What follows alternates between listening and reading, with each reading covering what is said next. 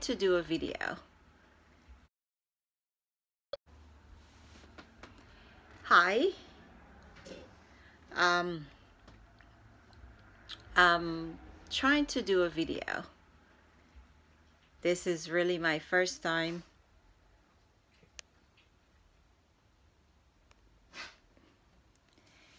This is my first time doing a video. And the reason why I want to make this video is that I was talking to a group of people and they were telling me about a past leader that they love,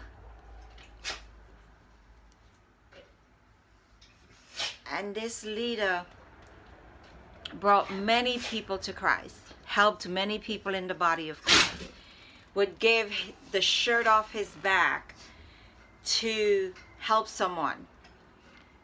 But the enemy got a hold of this leader, and the board of this organization, they just turned their back on him. They didn't want him to come into the church. They basically shunned him. And he's kind of left alone to battle this this thing that he's dealing with. But there are few that are rooting for him. They understand what is happening, they understand the spiritual aspect of it, and they really love him because they saw that he poured out his heart. And not only for that, they truly have the love of Christ in them that flows through. So I don't know, I was led to ask about the leader because I see this group, I love this group, and they seem so committed to the cause wherever they are. So I asked about their leader before, and they explained to me what happened. Saints, we have to have the love of Christ within us. That is how we are known to the world. When we have the love of Christ, we have this love that is based on conditions, and this love that is it's such a conditional love, and also a convenient love, and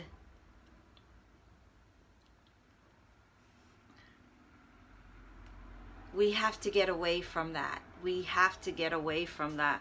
We have to truly search ourselves, and we have to see, do we really have that love of Christ? Are we operating out of that love that Christ is talking about? If Christ is in us, what is it? How does it look? It takes on a different look. It looks different to the world. That's why the world would be drawn to him. Because as we shine our light, but if we have this conditional love that, oh, well, I really love you, but it's only based on something, and we don't really know. We don't know that there is a condition or a stipulation to the love. We really don't know that. Because when we say, I love you, my brother, and I love you, my sister, there is something there, but we don't know it until something happens. And it's when something happens, when that love is tested, that's when we see, do we really love, or did we really love? And then we have to ask ourselves, well, wow, this person didn't really do anything to me, but I'm turning my back on this person. Why am I doing that? Did I really love them? Or, yeah, you love them with a love that based on condition, but did I have the love of Christ? And right away you would know no. And you should learn, you will go before God and you repent, and then you ask God to fill you with his love.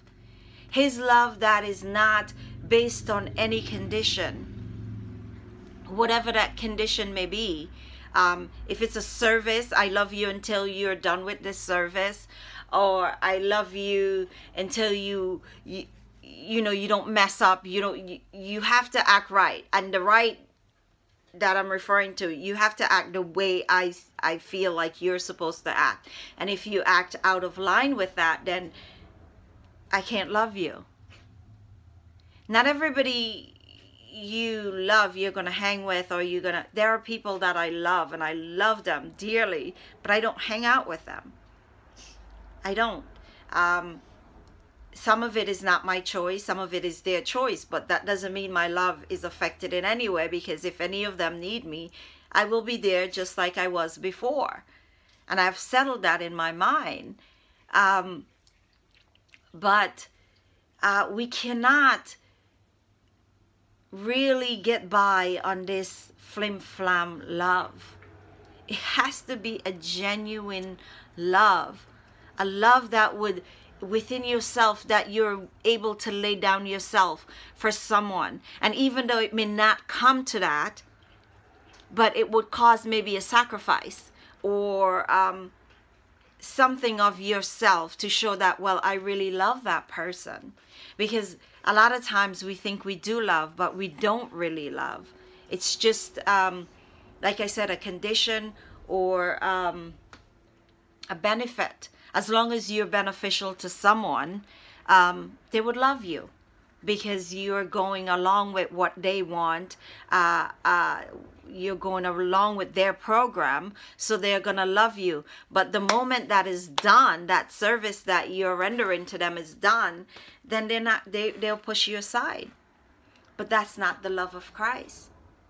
That's the love of the world. And even in the world, there is some people that would stick it out. Like, I look at my brother's friends that he has that are not really saved, and the love that they have for each other, that would cause them to, when there is a celebration going on, a birthday celebration, they would fly halfway across the world to show that person, I love them, I'm going to celebrate your birthday with you. So the world is getting it. But inside the church, where we are supposed to really have this down and make the world show like, oh boy, they have something that we don't have. But we don't have that. Why? Why don't we have that? If we are going around and we are like, oh yes, I'm a Christian, I am this, I have Christ in me, Christ is living in me, and we are saying all this stuff, but do we really believe it? Do we really mean it? What are we testing it with? So this pastor was thrown aside, and when I listened to the story of all the stuff that he did, I felt so much compassion for him. And like, no, we cannot leave him in this state. He cannot be left in this state. Someone who brought the good news to so many people, that have changed so many people's lives, should not be left in a condition that he's in. There should the love of Christ in us would not allow us to do that. That we have to fight and contend for our brothers and our sisters. So what do? We gird them. And we hold them up and say, okay, I'm going to fight with you. I'm going to stand with you and see you through this. And if we know and we understand that it's the enemy, then we fight against the enemy. But what we have, it is the church, and not the church of Christ. Because I'm going to tell you now, the church that Christ has, the church is intact. It is intact. There is absolutely nothing wrong with it. But there are a few that want to be a part of it, but they don't know how to be engrafted. They don't know how to be fitted. And they don't look to be fitted. So they're there and they're sitting Sunday after Sunday, and they're going through this emotion. There is so much more. There is so much more. Your relationship with Christ is more than baking cookies and selling cookies and doing that. And then on a Sunday you have this fake love. What is that? Come on. We have to get beyond the service, beyond the works. Works, love. The love what compel us. That even when you're baking those cookies, that is that you're doing it from a different heart. Not because you want to be seen as, oh, I'm baking and I'm doing all this and I'm great. No, you're doing it because you understand the cause. And most of us are, it's an outward thing. It's an outward thing that we want to show, but it's not in us. At home, we are not at peace with our husbands and our wives and our children. There is no love. We talk to them any old way. We speak to them and we yell at them and we curse them. But yet we go out into a church service and we're, oh, hi, how are you? I love you. No, it's wrong. It's all wrong. That is not how it's supposed to be. It's wrong. Cultivate that in your home, and what is in your home, let it flow out to others. You don't want to save the world out there and in your home. It's a bomb. No, you don't want to do that.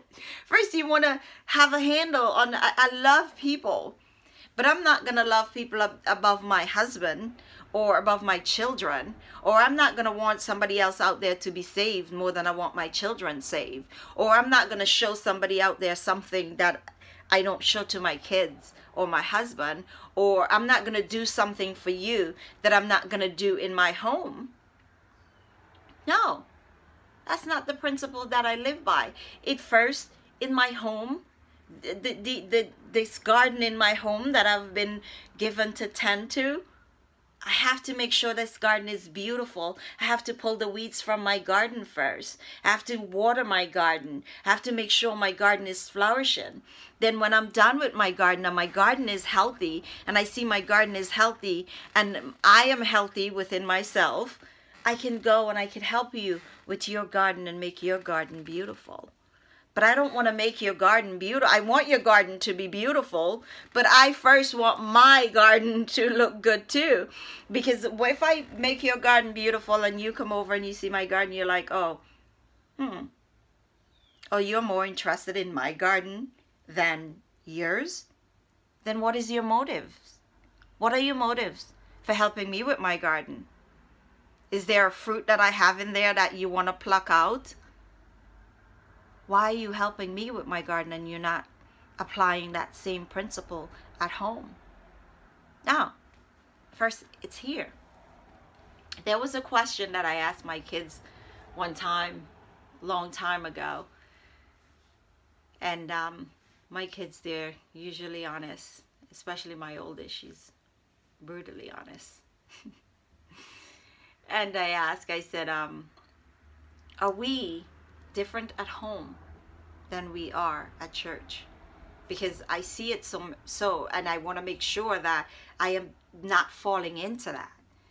And they all said, no, Mom, you guys, the same way you are at home is the same way you are at church. And I said, I'm looking for your honesty. And of course they said no, because it's organic.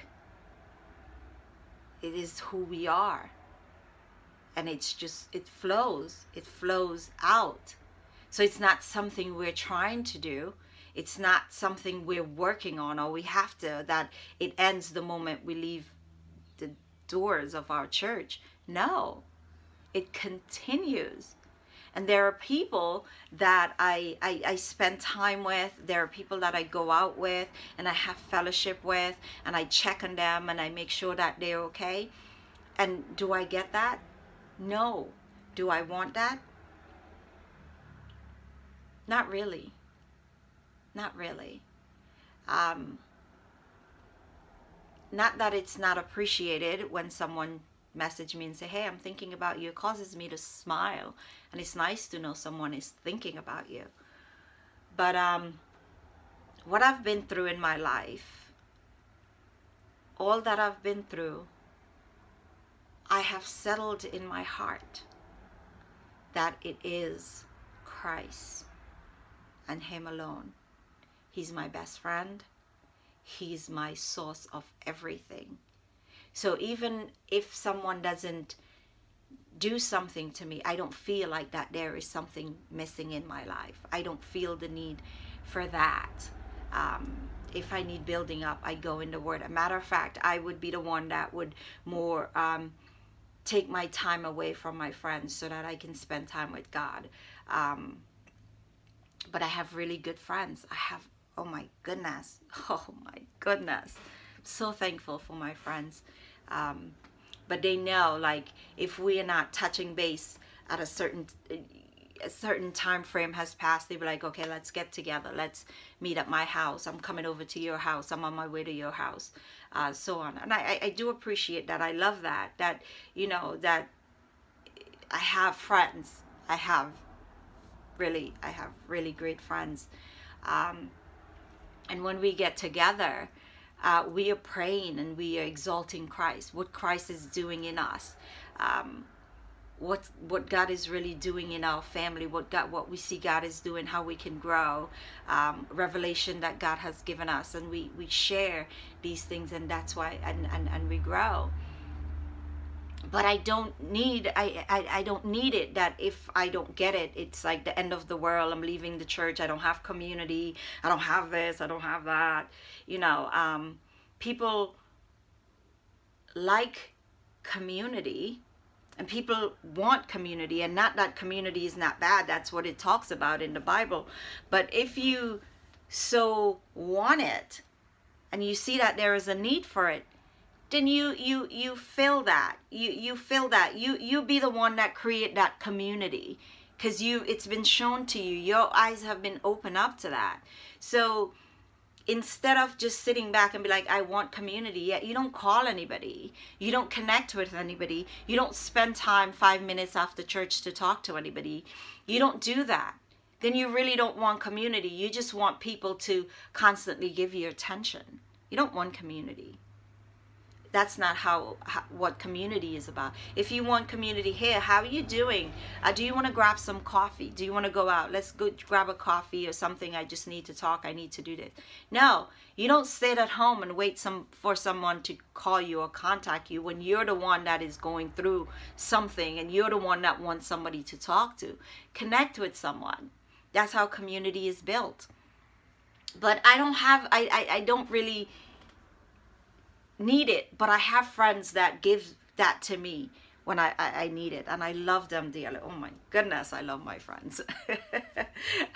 Now, and it's because they have been given, they are handpicked by God for me. They truly are. I went through a period in my life where I just had the wrong people around me. They weren't good for me. They weren't good for my spirit. And because of the love that God has given me, it's a love that He gave me to love people. I love them, but I was always being hurt, and so I prayed that God would give me the spirit of discernment to know those that are coming around me, those that I'm in fellowship with. I need to know their heart.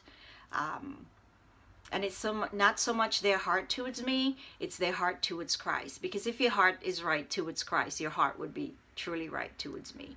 So it's not about me. It's just how, it's really about seeing how someone feels about Christ. So with that, He has given me, and I'm truly blessed to have the spirit of discernment, that I know the heart of everyone that I fellowship with. There is no one heart that is not shown to me, but I don't use it in a way like, oh well, this is what you have, this is what it is in operation in you. That's not the reason, because I know that's not the reason why God gave it to me, so I don't use it for that reason. I use it for the reason of knowing, okay, what this person is capable of doing, but yet I can still love them. But I know what you can do, so I would not be blindsided by anything anyone would do to me. So that's why he gave it to me, and I use it, and I know the heart of the people that I'm surrounded by. So they left this leader to himself, and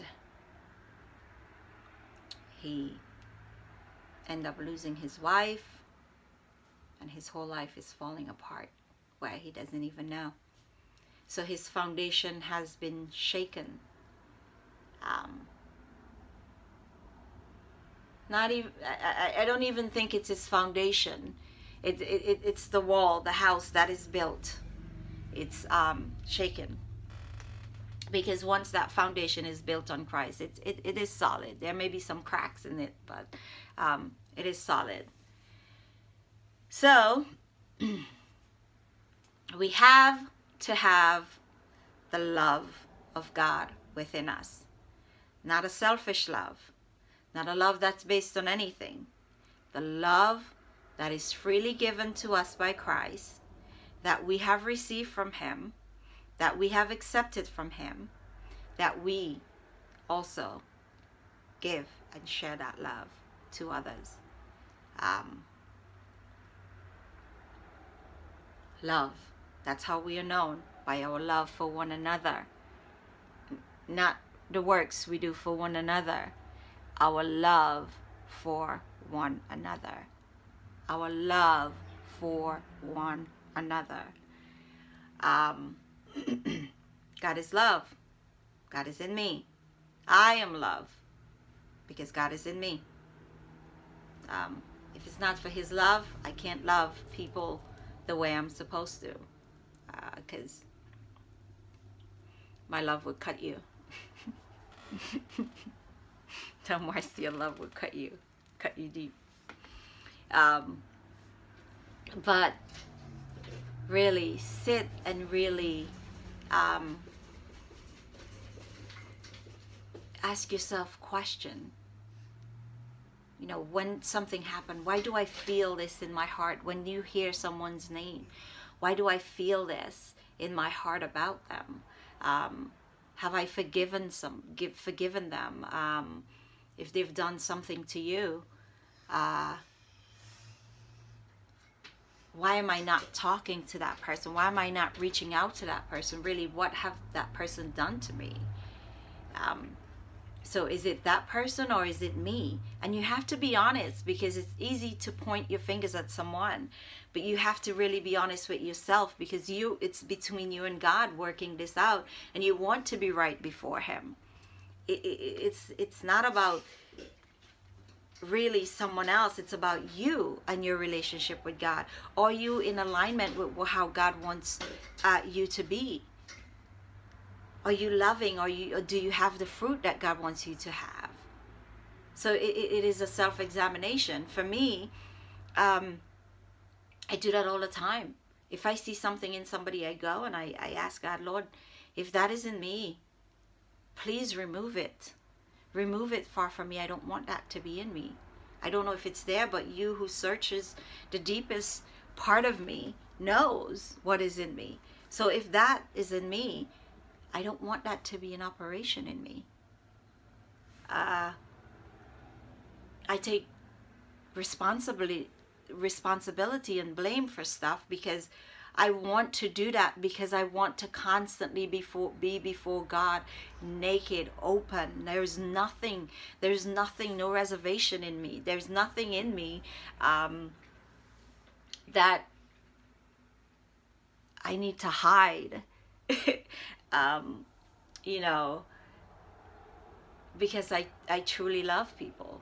I don't get to spend a lot of time with a lot of people that I love, but I love people. I care about people. I want to see people really manifest our Father.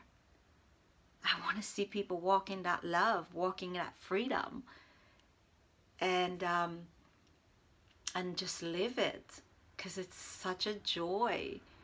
You know, don't get caught up in all this other stuff that doesn't matter, that gets your mind all over the place. Stay in the mind of Christ. It is so simple, staying in the mind of Christ. Don't be concerned about issues that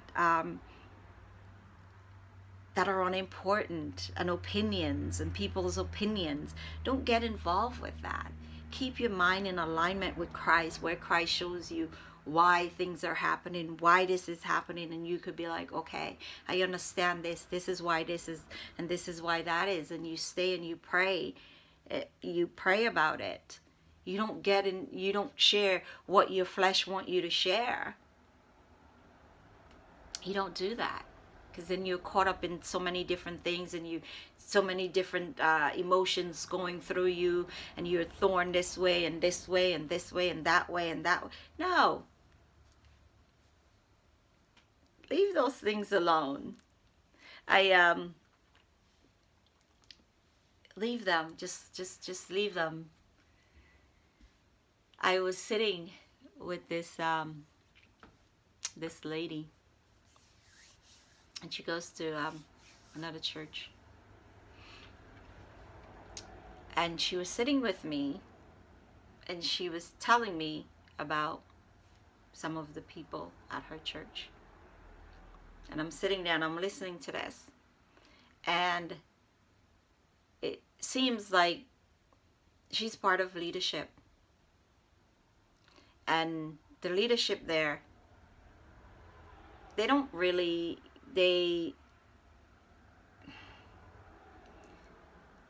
there's no real love.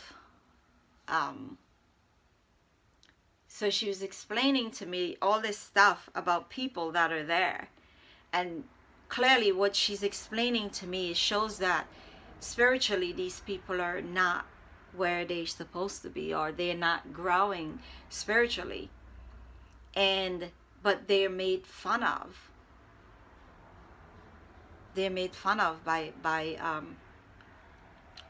leadership, and she's part of leadership. So how the leader sees the people, they as the board kind of look at them the same way.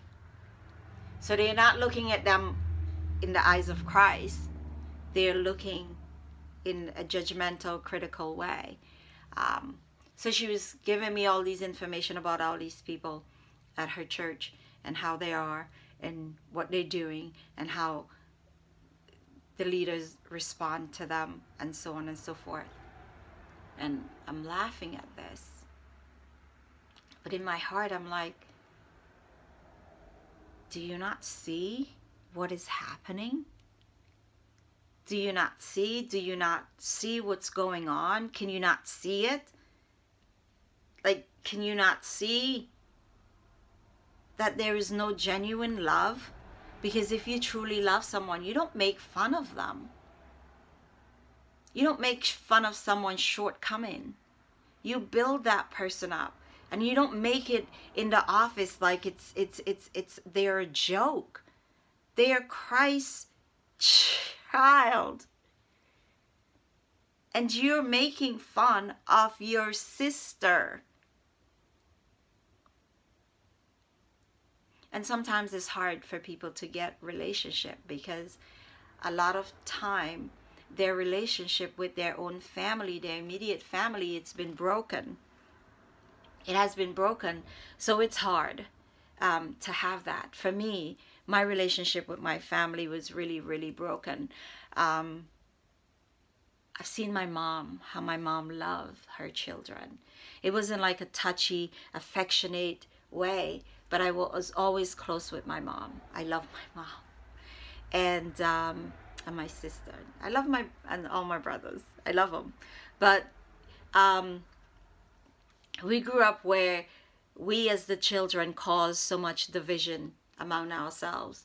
And my mom was always trying to glue us back together, but somehow she just couldn't. She couldn't get us to, no, even to this day. It's just, but as we grew up, and we got older and have children, we understand certain things. So there are some of us that have that connection, but there are some of us still that don't have that. So when you have a broken family, I didn't have a dad that grew up in the home. You know, I met my dad when I was 16 years old. So I didn't grow up with a dad. I didn't grow up with a stepdad. I didn't grow up with any of that. I just saw my mom as dad and mom. My mom is an amazing, amazing woman. Just the love she showed people, the people that were rejected, she brought into her home and she fed them. And I have that heart. The people that came into my home, a lot of people wouldn't have them in their home. But I trust God. I trust him to protect me and my family. And I just want to show the love of Christ, because deep down, past all the hurt, past the shame, past everything, there is a baby in there. Oh my goodness, there is someone in there that just dying to come out, and it's beautiful. It's beautiful, but we have to get past so much stuff, so much layers of stuff that we have to get past. So when you have the heart to be able to see beyond all this stuff, you know, and you try to go deep to pull that person out. So that's my heart, and that was the heart of my mom. So I saw that in my mom. She so loving and so caring. But a lot of times, the brokenness that we have in church is because we bring it in from home, because all families are broken, all families are divided. So we bring this division in because it's all we know, and we operating it, and it's okay for us, and we're comfortable doing it, and we don't see that we're doing it because we're comfortable. It's something that we're used to. Like I took Emma to Camelback for her birthday, her and a couple of her friends, and there were some Indian people there, and in their culture, I guess they don't wear swimsuit, so they're fully clothed, their head covered,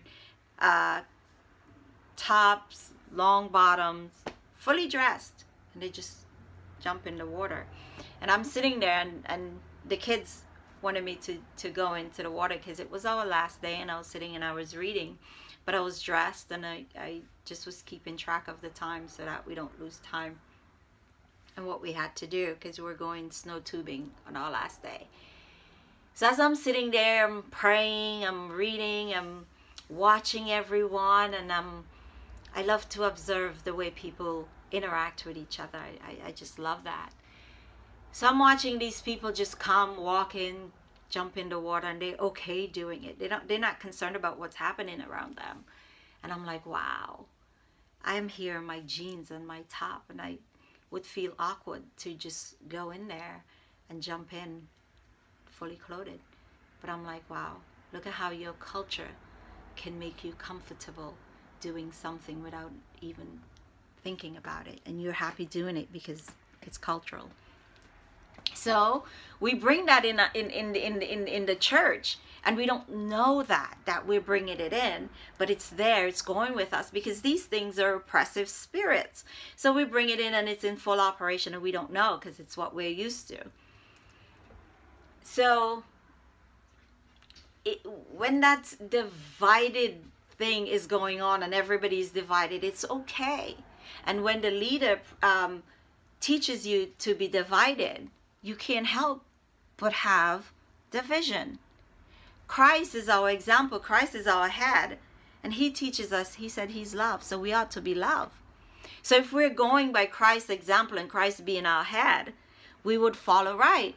But then you have these leaders out there. Some of them are self-exalted. Some of them are, they're ordained by God, not by man. By God for the ministry, and they're following after what God has put in their heart to do. But these that have raised themselves up, or at one point was operating in maybe in this being led by the Spirit, but have lost it, but they don't know how to humble themselves and find it, or just step down. They can't do that. Because ministry is probably their bread and butter. This is how they feed their family. So they have to be there getting those tithes and offering. So when it's like that, that person is really not concerned about spiritual things. This person is like, if this ministry is dispersed, if people come into their gifting, if people are really awakened to this thing, they might leave me, and then I don't have money to support my family. What am I going to do? So then they set up this whole thing in their mind where they have to stay there, or they have to be there, and they're not concerned about them growing spiritually. They're concerned about their pockets. So you have these people that are operating without love because they don't know any better. They don't know what love is, and they're not really being shown genuine love from leadership. So they don't know what that is. They don't know it. So they're coming from outside with division from their family, and they're coming into church where it's also divided. Where are you going to find it? How are you going to develop it? You can, but you have to look past all that and have a genuine relationship with Christ and be obedient to him. Have him show you how to love, teach you how to love. Let him disciple you. I'm so thankful. When I tell you I'm thankful for the leadership that we are under. And I don't say that, and I haven't really publicly said it. I don't think, because of last relationship and how we really exalted our leader, and you know, things happen and you move on, so be it. But because of that, I don't do that, because not that the leader that we are under, it's not that he shouldn't be or whatever, but he doesn't care about that. He doesn't care about that, and he doesn't want that. So we don't do that. But we see his walk. We see his love for God. We see his love for the flock. We see his love for the people. And we walk in that love for each other. But it's not for everyone. You have to want it. And when you want it, and Christ completes you, you look for Christ. And Christ shows you. He shows you who he is. He shows you who you are. And from that, you grow. And then you really know where you are. But if you're scattered, you're not going to know. And if you think of yourself as you have arrived, and you think too much of yourself, you're going to miss it. Humble yourself. Act like you don't know anything. And go before him as a child. And pray for him to give it to you. And he'll give it to you. He wants you to have it. And you should want to have it. Because it's when you have that, oh my gosh, you see people the way you are to see them. And you have the right and correct love for them. And the right compassion. When these ladies were talking about the previous leader, one broke down in tears because she was his secretary for 15 years. And to see someone that you've worked with so closely just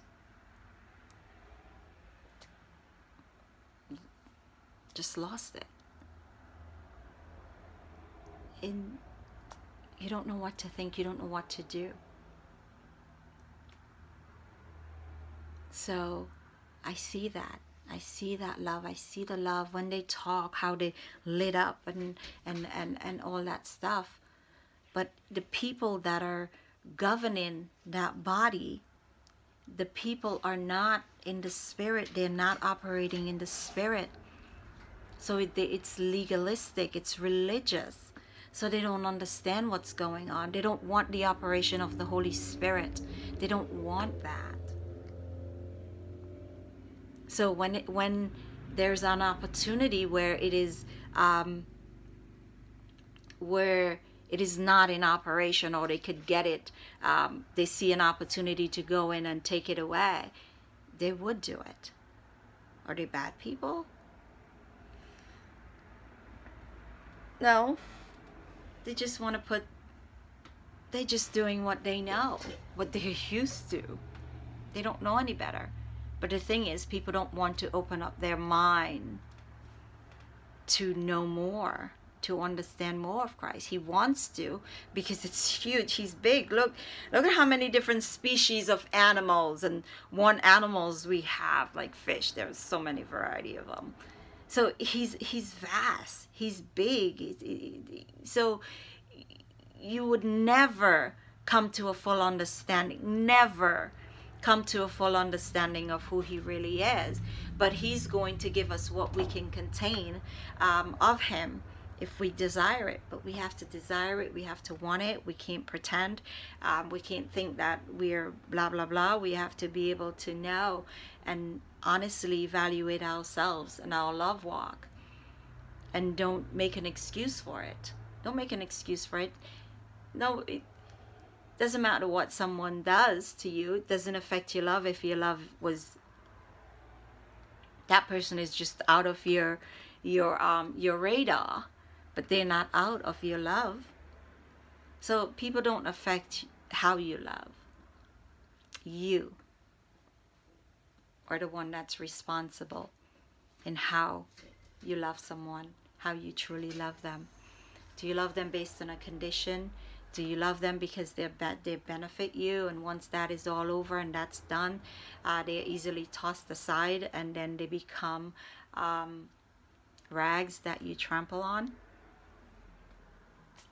So I encourage you, really examine yourself. See how you feel about the president. Do you love him? Do you love him? He's one of God's children. Doesn't matter if he's walking in the way what Jesus did. He did for everybody, and everybody's welcome. It's a whosoever. So how do you feel about him? Do you love him? What feelings do you get? Or you're stuck on stuff he does? We can't be stuck on what people do. We have to be stuck on what they are inside, what God has placed in them.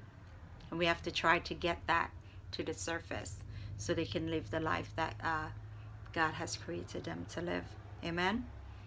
All right, so I encourage you, please be prayerful about your love walk. It's no joke. It's what we are known by. It is what governs us. It is what compels us. Be patient with people. Have grace for them. Be merciful.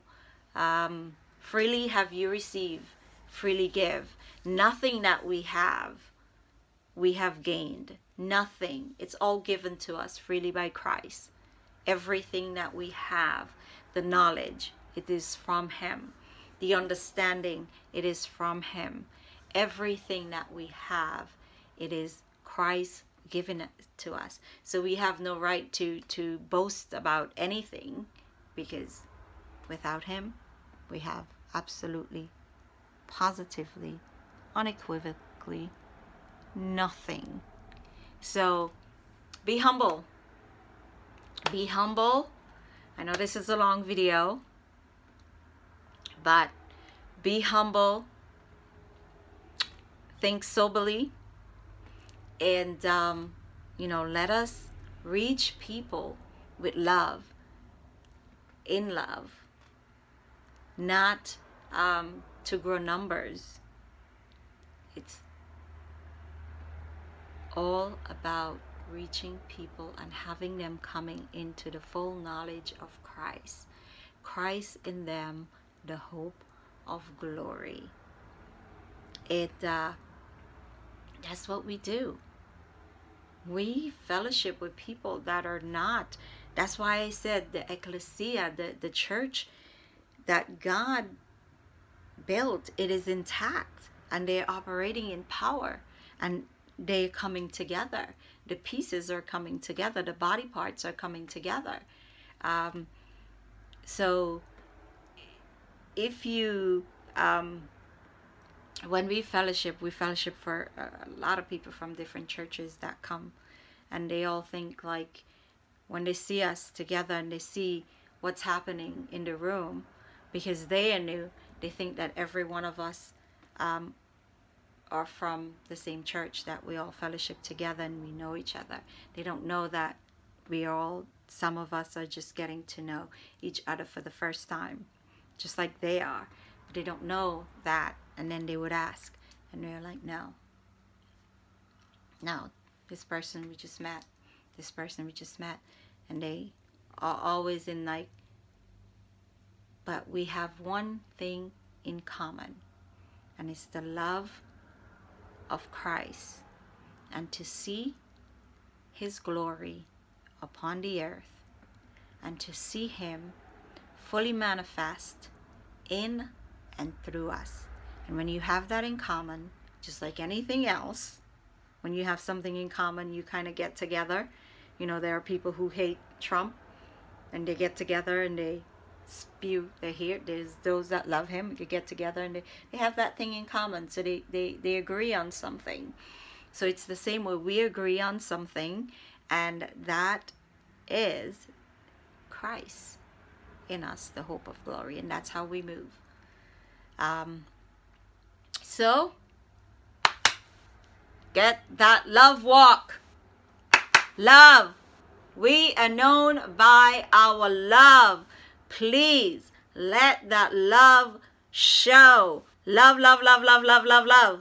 Love, love, love. Love, love, love, love, love, love. All right? All right. Until next time.